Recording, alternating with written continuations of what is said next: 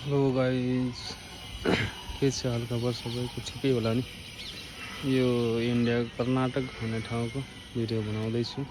हेर्नुहोस् केटाहरू हाम्रो केटाहरू काम गर्दैछ।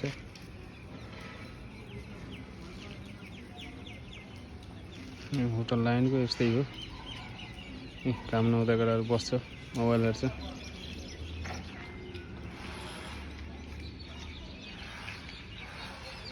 हाम्रो रेस्टुरेन्ट, गेस्ट हाउस,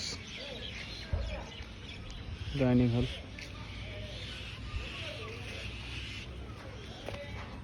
यस्तो छ, हेर्न सक्नुहुन्छ। कस्टमर जिरो भएको अवस्था। अहिले कस्टमर नै छैन।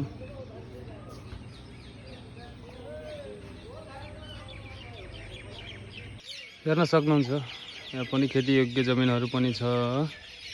अनि यो सबै नरिवलको बुट्टा हो। अनि पहाड हेर्नुहोस्, ढुङ्गाको पहाड छ यहाँ।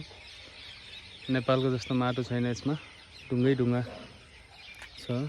अनि यो खेतीयोग्य जमिन पनि छ। माथि पहाडमा चाहिँ भनौँ ढुङ्गाले अड्डिएको पहाड छ। सूर्यास्त हुने टाइम पनि भयो। तपाईँ देख्दै हुनुहुन्छ त्यो माथि पहाडको दृश्यमा मन्दिर छ। त्यो मन्दिरमा आउने टुरिज्म प्लेस हो। यो टुरिज्म एरिया हो, टुरिस्ट प्लेस। त्यही भएर घर नि यो केले बारेको भनेर बुझ्न गाह्रो। सायद यो नरिवलको पातले होला।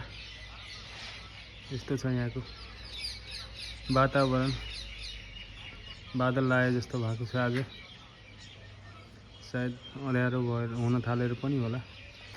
यो कर्नाटकको दृश्य हो, तपाईँ हेर्न सक्नुहुन्छ। नरिवलको बुट्टा छ, घर बन्ने क्रममा छ। यो हाम्रै छेउको घर हो।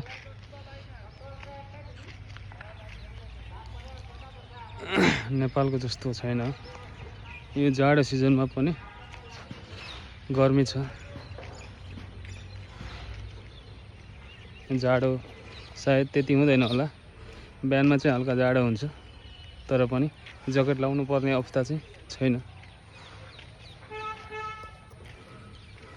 भनौँ कि नेपाल जस्तै मौसम।